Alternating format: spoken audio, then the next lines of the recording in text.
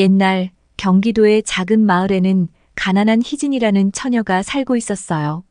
희진은 어렸을 때부터 마음이 여리고 책임감이 강한 여인이었습니다. 아버지가 돌아가신 후 집안의 장녀로서 어린 동생들을 어머니와 돌보며 생계를 이어가고 있었지요. 그러던 어느 날 한 낯선 여인이 마을에 들어왔어요. 희진이 사는 오두막 앞에서 멈추더니 희진을 향해 다가왔습니다. 내가 이 집 큰딸 희진이 맞느냐? 희진은 매파의 낯선 목소리에 놀라 고개를 끄덕였어요. 아주 예쁘게 생겼구나. 어머니 계시니? 이때 어머니가 방에서 나오며 매파를 반겼지요. 어서 오시오. 그래 좋은 자리가 생겼어요? 희진 어머니, 이번에 아주 좋은 자리가 났지 뭐예요. 희진이가 그 집으로 시집만 가면 앞으로 밥 먹고 사는 데는 걱정이 없이 해준다고 했으니께. 어떤 집인데 그렇게 해주신대요? 나랏밥을 먹고 있는 안전한 직업을 갖고 있고 직위가 높아서 모아놓은 돈도 많다지 뭐요. 소문난 알부자라오. 그런 집에서 우리 희진이를 데려간다는 말이에요. 더구나 친정집까지 먹여 살리면서요. 그러니께 희진이가 복이 넝쿨째 굴러왔지 뭐요. 희진아, 내가 가족들을 위해서 그 댁으로 시집을 가는 것이 최선의 방법이야. 내 아버지가 돌아가시고 내 어머니가 너희들 먹여 살리느라 얼마나 고생이 심하시니 여자 혼자 몸으로 쉬운 일이 아니지. 그나마 아직은 애들이 어려서 먹는 것이 적으니 낫지. 조금 더 크면 쌀독에 쌀이 남아나지 않는다니까? 희진은 말을 꺼내지도 못한 채 매파를 그저 바라보았어요. 내가 환관의 집으로 시집을 가면 그곳에서 잘 먹고 잘 입고 살게 될 거야. 그리고 내 가족에게도 넉넉한 돈을 준다고 했단다. 너와 내 가족이 더는 굶주릴 일이 없을 것이야. 희진은 갑작스러운 상황에 어안이 벙벙했지요. 환관이라니요. 제가 환관에게 시집을 간단 말이에요. 매파는 희진의 손을 잡고 부드럽게 말했어요. 환관이란 것이 중요한 게 아니란다. 너는 그저 그곳에서 호강하며 살면 돼. 더 이상 내 어머니와 동생들이 굶주리지 않게 할 방법으로 최고지. 어차피 자식을 가질 수 없는 몸이니 내가 가서 아이 낳느라 고생할 일은 없을 거다. 희진은 매파가 하는 말을 알 것 같았어요. 자기가 환관의 집에 팔려가는 것이라는 것을. 희진은 말없이 고개를 숙였습니다. 그녀는 선택의 여지가 없었기 때문이지요. 희진의 어머니는 말없이 희진이가 환관에게 시집 가주기를 간절한 눈빛으로 바라보고 있었지요. 내가 그 집으로 시집을 가면 매일 굶주림에 시달리던 동생과 어머니가 잘 먹고 살 수 있다는 말에 희진은 고민의 여지가 없었지요. 딸을 환관의 집에 시집 보내고 죄책감에 시달릴 어머니를 생각하여 오히려 희진이 밝은 목소리로 말했어요. 알겠어요. 이참에 부잣집으로 시집가서 저도 호강이라는 걸 하면서 살아야겠네요. 그래, 잘 생각했다. 이런 기회는 쉽게 오지 않을 거야. 그 집에만 들어가면 이래저래 고생할 일은 없을 테니 좋게 생각해야지. 매파는 그런 희진을 바라보며 만족스럽게 고개를 끄덕였지요. 방바닥으로 한 뭉텅이 돈이 떨어졌습니다. 일단 이 돈으로 끼니를 때우는 데는 당분간 걱정 없을 것이오. 어머니는 눈물을 훔치며 그 돈을 집어들었습니다. 희진아 미안하다. 어미가 죄가 많구나.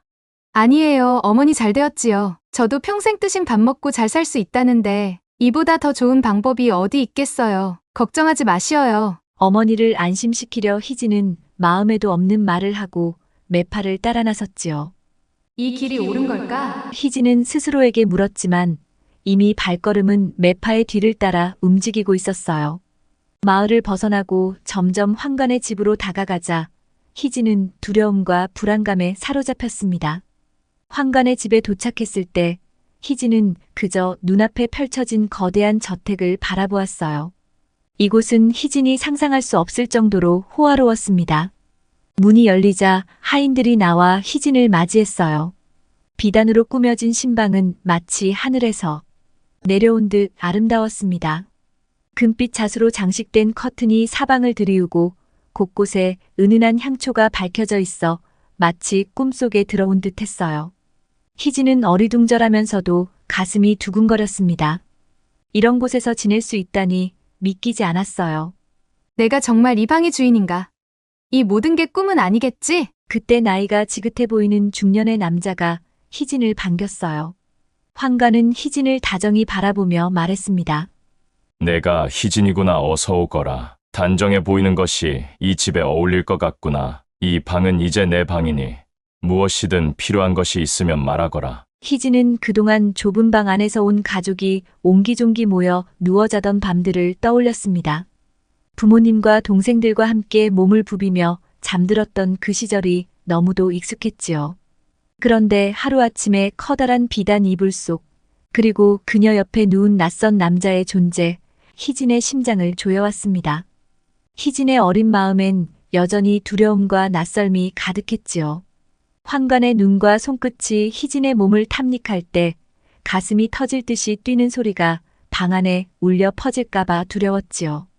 희진은 비단 이불의 부드럽고 고운 촉감을 느낄 마음의 여유도 없었답니다.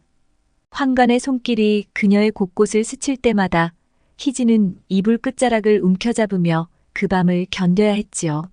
하인들은 그녀를 마님이라 부르며 집안의 안주인으로 예우했고 황관 역시 희진을 부인으로서 존중하며 잘 대접해 주었지요. 그러나 마음 한구석에는 여전히 자신이 팔려온 존재라는 생각이 남아 있었어요. 희진은 그 감정을 떨쳐내고자 결심했습니다. 내가 이 집에서 어떤 역할을 할 수 있을까? 하고 스스로에게 물으며 이 집안을 더 잘 관리하고 부를 키우기로 마음먹었지요. 어느 날 저녁 희진은 황관에게 조심스레 제안했습니다. 대감, 제가 집안의 살림을 맡아 관리해보고 싶습니다. 황관은 희진의 말에 잠시 놀란 듯 했지만 이내 미소를 지으며 대답했어요. 이미 안살림은 부인이 맡아 하고 있는데 무슨 살림을 더 맡아보겠다는 말이오? 대감, 안살림만으로는 부를 축적하는데 큰 도움이 되지 않으니 소작 관리까지 맡아 하고 싶습니다. 그건 김서방이 하고 있지 않소. 부인이 신경 쓰지 않아도 될 일인데. 아니옵니다. 소인이 이 집안을 더 일으켜보고 싶습니다. 대감께서도 궁궐에 계시는 날이 많으시니 저도 할 일을 맡아 적적함을 달래고자 하옵니다. 소작 일까지 제가 맡아 보도록 허락해 주십시오. 부인의 뜻이 그렇다면 어디 한번 해보시오. 김서방에게 일러 부인을 도와드리라 하겠소. 감사하옵니다, 대감. 희진은 그날부터 집안 살림을 맡아 관리하게 되었지요. 희진은 집안의 재정을 살피던 중 황관이 소작인들에게서 거두어들이는 세금이 예상보다 적다는 사실을 알게 되었습니다. 그녀는 소작인들과 직접 대면하기 위해 소작인들을 찾아갔지요. 대감께서 자네들에게 거두는 세가 생각보다 적은 것 같구나. 무슨 특별한 이유가 있는가? 마님, 이 땅은 너무 척박하여 농사를 짓기 어렵습니다. 몇 해 동안 가뭄이 심해 수확이 잘 안 되었습니다. 희진은 농부의 말을 듣고 고개를 끄덕였어요. 그러나 그녀는 단순히 문제를 듣고 넘어가는 대신 다른 방법을 찾기 시작했어요. 그렇다면 이렇게 합시다. 내가 더 좋은 종자를 가져오고 저수지에 물을 끌어올 수 있게 하겠소. 대신 수확이 많아지면 그것에 맞게 세를 더 거두겠네. 어떤가? 소작인들은 이 제안에 모두 흔쾌히 동의했습니다. 희진은 집안에서 묵혀두었던 재산 중 일부를 풀어 좋은 종자를 사들였고 인근 마을에서 물을 끌어올 수 있는 장치를 설치하도록 했어요. 그 결과 다음 해에 소작인들이 경작하는 땅에서는 풍년이 들었고 집 안으로 들어오는 세금도 많이 늘어나기 시작했습니다. 황관은 이러한 희진의 활동을 눈여겨보고 있었습니다. 그녀가 똑똑하게 집안 살림을 늘리고 소작인들과의 관계를 통해 부를 축적하는 것을 보며 황관은 점차 희진에게 더욱 많은 권한을 주기 시작했어요. 부인 이렇게 집안을 잘 꾸려 나갈 줄은 몰랐구려. 희진은 황관의 칭찬을 들으며 자신감을 얻었고 그녀의 영향력은 집안에서 점점 더 커졌습니다. 이제 그녀는 단순히 팔려온 존재가 아니라 집안의 중요한 실권자가 되어 있었지요. 하지만 평화롭고 안정된 생활은 오래가지 않았습니다. 황관은 왕을 모시는 직책이므로 집을 비우는 날이 많았고 그때마다 희진은 홀로 밤을 지내야 했지요. 황관이 집을 비우는 날이면 희진은 외로운 밤을 보내기 위해 술을 한 잔씩 마시며 잠을 청하곤 하였지요. 그날도 희진은 허전한 마음을 달래려 술을 마시기 시작했습니다. 처음엔 한두 잔으로 시작했던 술이 갈수록 늘어나게 되어 고주망태가 될 때까지 마시는 날도 부쩍 늘어났답니다. 그날도 술에 취한 희진은 조금 더 취기를 즐기고 싶어 혼자 술잔을 기울였습니다. 술이 들어갈수록 마음속에 있던 불안과 외로움이 잠시나마 사라지는 듯 했습니다. 그러나 취기가 오르자마자 희진은 몸이 무거워지고 눈앞이 흐려지기 시작했습니다. 급히 변소에 가고 싶은 희진은 비틀거리는 몸을 이끌며 밖으로 나섰습니다. 시원하게 볼일을 본 희진은 휘영청달 밝은 밤 차가운 바람이 그녀의 얼굴을 스치며 정신을 깨우려 했지만 술에 취한 희진의 몸은 쉽게 따라주지 않았습니다. 마루에 앉아 처량히 달을 보고 있으려니 저쪽에서 거무스레한 물체가 움직이는 것이 아닌가. 거기 누가 있어? 희진은 외롭고 적적하여 혹시 말벗이라도 해줄 사람인가 하고 불러보았어요. 소인 동석입니다. 동석이구나. 이 밤에 어인 일이더냐? 잠이 안 와 잠시 나왔지요. 마님은 어인 일이십니까?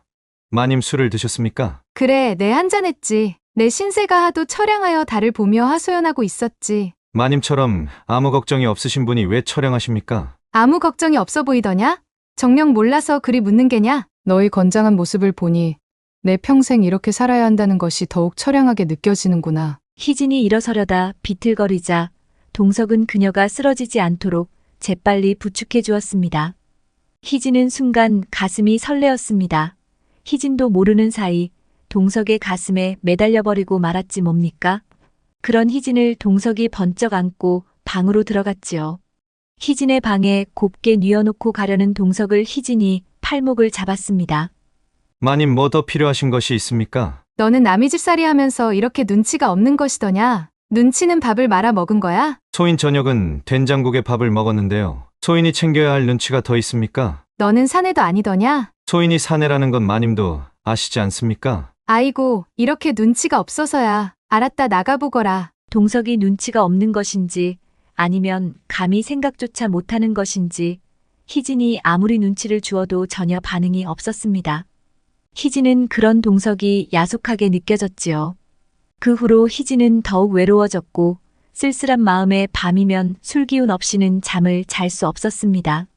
임금님을 모시는 환관은 집을 비우는 일이 많았고 희진이 혼자 독수 공방해야 하는 날이 많다 보니 젊은 희진은 술독에 빠져 살기 일쑤였지요.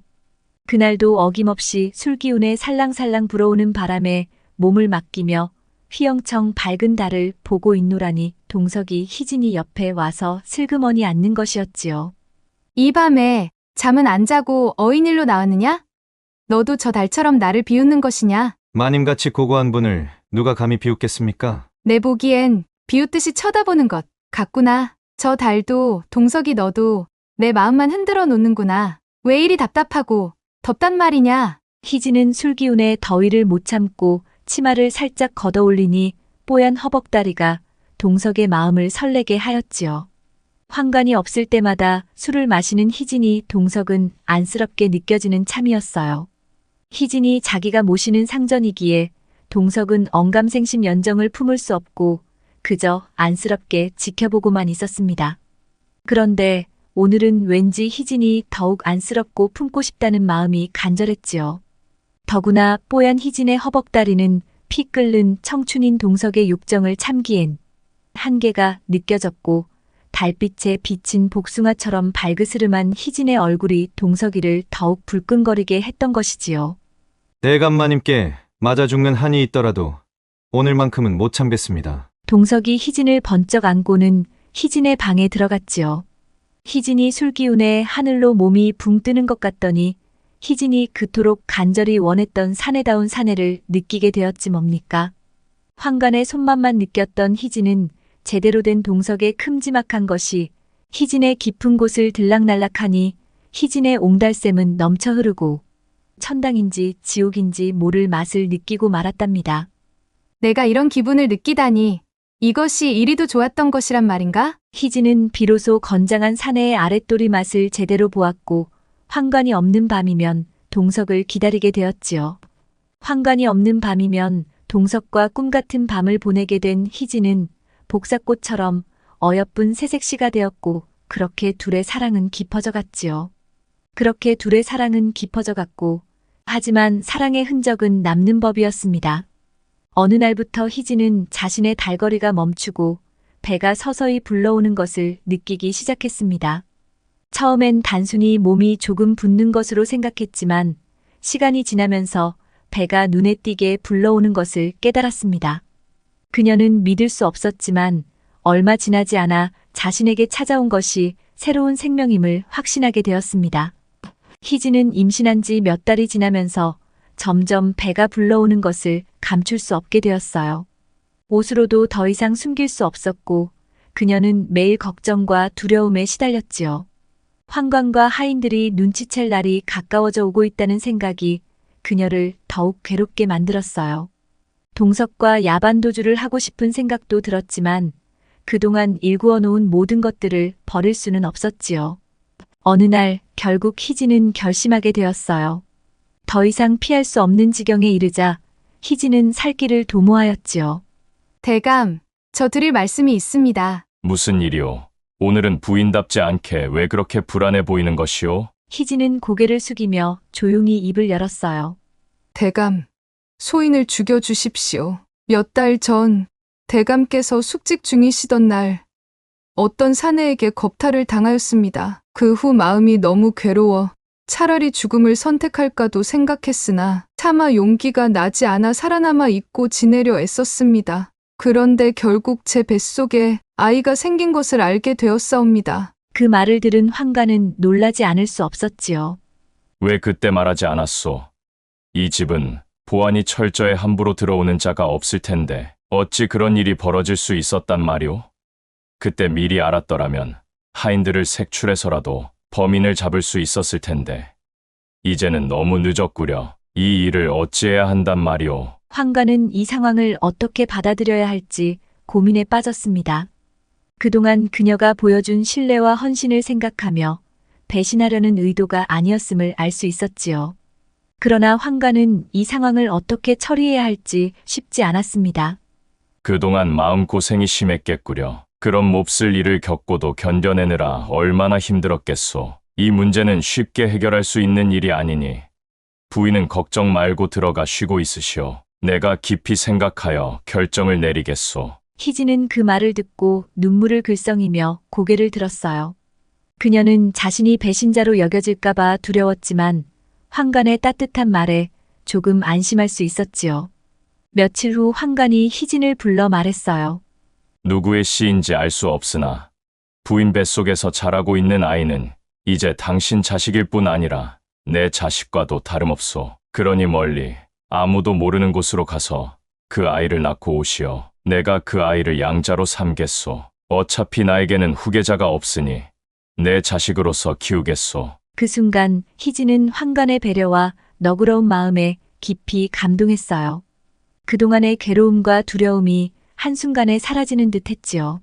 대감의 은혜에 진심으로 감사드립니다. 앞으로 더욱 열심히 살아가며 대감께 보답하겠습니다. 환관은 미소를 지으며 희진을 바라보았어요. 그럴 필요 없소. 부인이 나를 배신하지 않았다는 것만으로도 충분하오. 그저 무사히 아이를 낳아 다시 내 곁으로 돌아오면 돼요. 희진은 결국 아들을 낳아 집으로 돌아오게 되었어요. 아들은 건강했고 환관은 약속대로 그 아이를 양자로 삼아 수호라는 이름을 지어주었습니다. 환관은 수호를 자신의 후계자로 삼으며 큰 기대를 걸었고 희진은 마음속으로 안도의 한숨을 내쉬며 그 아이를 열심히 키우기 시작했지요. 세월은 흘러 수호가 5살이 되었습니다. 그러던 밤 환관은 희진을 불러 조용히 말했습니다.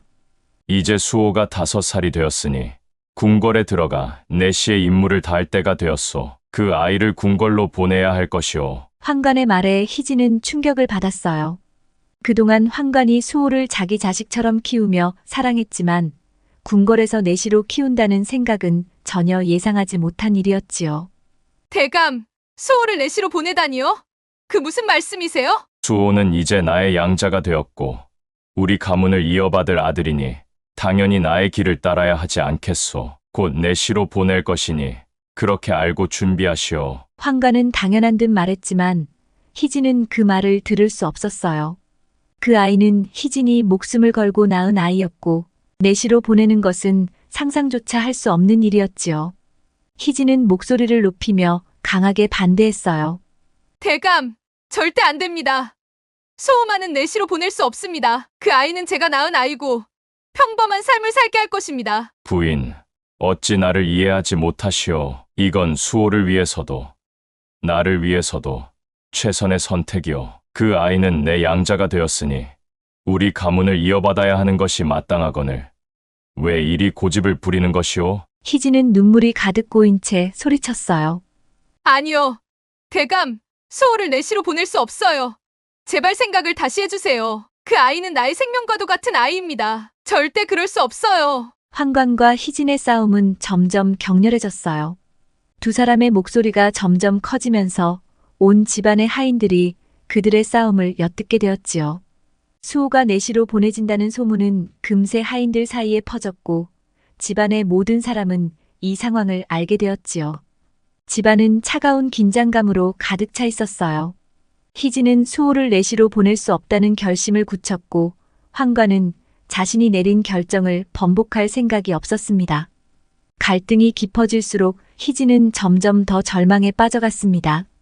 그녀는 자신이 할 수 있는 일이 아무것도 없다는 무력감에 사로잡혔어요.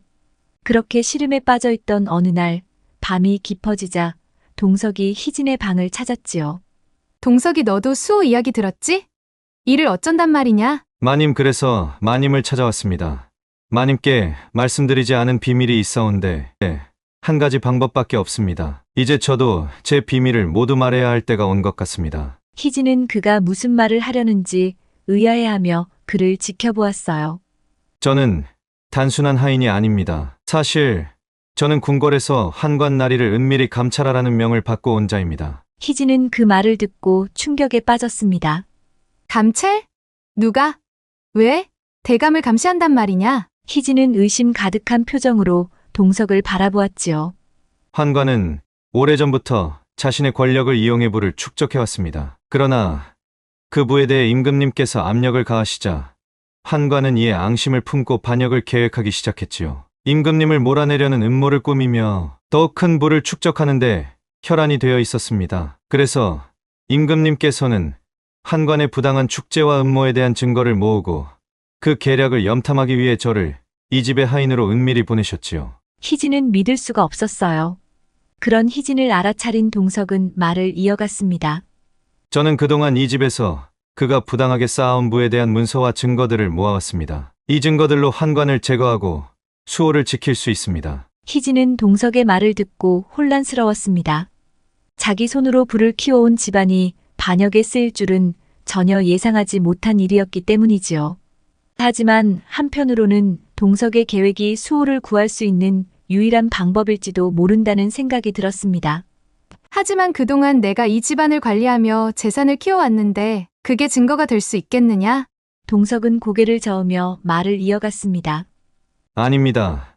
마님이 관리한 재산은 극히 적은 일부입니다. 제가 수집한 자료에 따르면 환관에게는 마님이 모르는 어마어마한 재산이 따로 있습니다. 그 재산은 대부분 비밀스럽게 관리되고 있으며 김서방이 따로 관리하는 것으로 알고 있습니다. 희진은 다시 한번 놀랐습니다. 자신이 그토록 꼼꼼하게 관리해온 집안의 재산 외에도 환관에게는 그녀가 전혀 알지 못했던 막대한 재산이 따로 있다는 사실을 알게 된 것이었지요. 대감에게 그런 재산이 있었다니 난 전혀 몰랐어. 그동안 김서방이 그렇게 바쁘게 움직인 것도 모두 그 재산들을 관리하기 위함이었구나. 그렇습니다. 그 재산을 활용해 환관은 세력을 확장하고 있었으며 반역을 꾀하기 위해 사병을 키우고 있습니다. 희진은 이제야 모든 퍼즐이 맞춰지기 시작했어요. 그동안 자신이 불리는 재산에 대해 환관은 그저 잘한다는 말만 할 뿐 재산이 어떤 과정으로 얼마나 불어나는지엔 큰 관심을 두지 않았지요.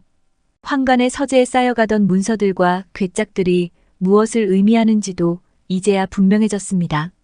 그것들은 모두 환관이 반역을 위해 몰래 축적한 재산과 음모의 증거들이었던 것이지요. 마님, 환관이 수호를 내 집으로 보내려는 이유가 가문의 명예를 잇는 위함이 아니었습니다. 그는 임금이 바뀔 때 수호가 그 안에서 권력을 쥐고 궁궐의 내시로서 중요한 위치에 올라가면 그 권력을 통해 지속적으로 자신의 부를 축적할 계획이었습니다. 희진은 그 말을 듣고 숨이 멎는 듯한 충격을 받았어요. 그녀는 처음에는 환관이 수호를 내시로 보내려는 것이 그저 궁궐에서 출세와 집안의 가문을 잇기 위함인 줄 알았는데 그 속에는 훨씬 더 깊은 속셈이 숨겨져 있었던 것이었습니다. 그럼 수호는 그저 대감의 욕심에 이용될 도구에 불과했다는 말인가? 동석은 슬프게 고개를 끄덕였어요. 그렇습니다. 환관은 수호가 내시부에 들어가고 임금이 바뀌면 그 아이를 통해 궁궐 내에서 영향력을 행사할 계획을 세우고 있었습니다. 그렇게 되면 수호는 단순한 내시가 아니라 환관의 속셈을 위해 철저히 이용당하게 될 것입니다. 희진은 가슴이 무너져 내리는 기분이었어요. 수호가 자신에게는 소중한 아들이자 그 어떤 일보다도 지켜야 할 존재였는데 환관은 그 아이를 자신의 욕망을 채우기 위한 도구로만 보고 있었다는 사실에 분노가 치밀어 올랐습니다. 그럴 수는 없어. 절대로 그럴 수 없지. 수호는 내 아들이야. 절대로 위험한 내시로 들여보낼 수 없음이야. 더구나 이런 음모에 끌어들일 수는 없어. 동석은 고개를 숙이며 말했어요.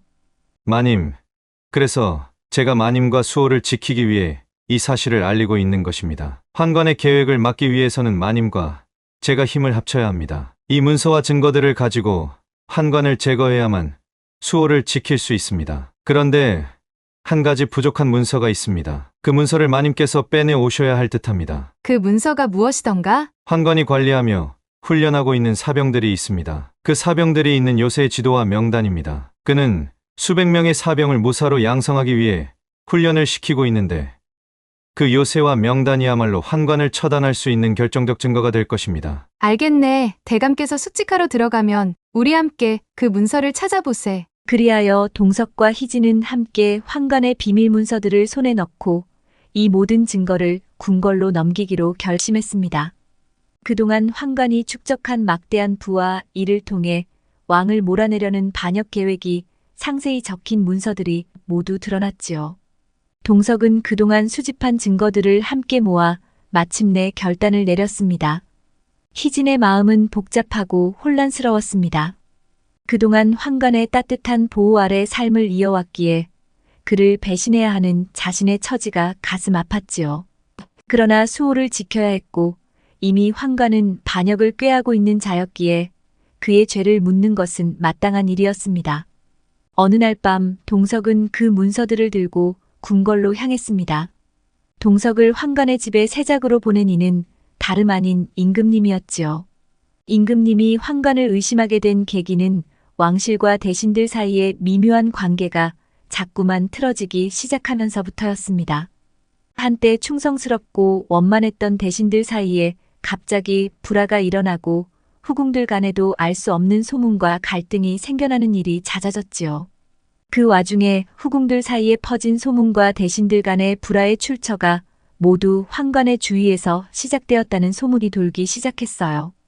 환관의 미묘한 개입이 왕실 내 갈등을 조장하고 있다는 의심을 품게 된 임금님은 환관이 자신의 권력을 이용해 어떤 이익을 취하려는 것인지 자세히 알아보려 했지요. 그리하여 임금님은 환관의 의도를 밝히기 위해 동석을 비밀리에 세작으로 파견하여 환관의 모든 행보를 감시하도록 명령하게 되었습니다. 전하, 여기 있는 문서들이 환관의 모든 음모를 밝힐 증거입니다. 그는 반역을 꾸미고 있었으며 이 문서들이 그 증거입니다. 임금님은 문서들을 하나하나 신중히 살펴보며 점점 얼굴이 굳어졌습니다. 한동안 침묵을 지키던 임금님은 마침내 단호한 목소리로 말씀하셨습니다. 이것이야말로 명백한 반역이로구나. 이 증거들로 환관은 이제 죄를 피할 길이 없을 것이다. 그리하여 곧바로 환관에게 체포 명령이 내려졌습니다. 환관은 그동안 쌓아온 부와 권력을 믿고 자신을 무너뜨릴 자는 없다고 생각했지만 결국 그는 궁궐로 잡혀 들어가 죄를 묻게 되었지요.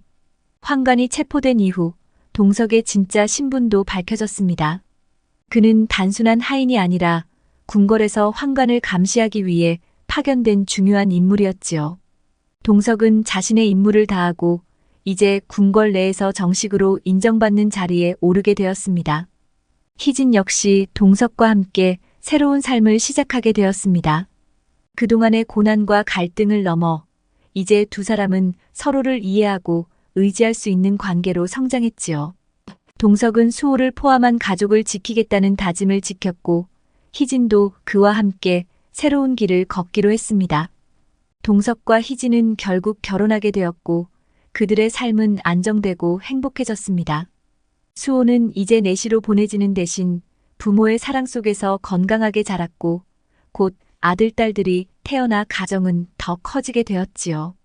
희진과 동석은 수호와 새로 태어난 아이들을 보며 그동안의 어려움을 잊고 평화롭고 행복한 삶을 살게 되었습니다. 권불심력이라는 말이 있습니다. 이는 권력은 영원하지 않다는 뜻으로 환관이 아무리 부와 권력을 쌓으려 해도 결국 그의 탐욕은 파멸을 불러왔다는 것을 보여줍니다. 진인사대천명이라는 말처럼 희진과 동석은 최선을 다해 진실을 밝히고 정의를 실현하려는 노력을 통해 결국 평화롭고 행복한 결말을 맞이하게 됩니다. 또한 가와만사성, 즉 집안이 화목해야 모든 일이 잘 풀린다는 말처럼 이 이야기는 진정한 가족의 소중함과 서로를 위한 희생이야말로 진정한 행복을 이끈다는 생각을 갖게 해줍니다. 들꽃야담 시청자 여러분께서는 가와만사성 하시지요? 언제나 건강하시고 행복하세요. 늘 새롭고 재미난 이야기로 찾아뵙기 위해 노력하겠습니다. 감사합니다.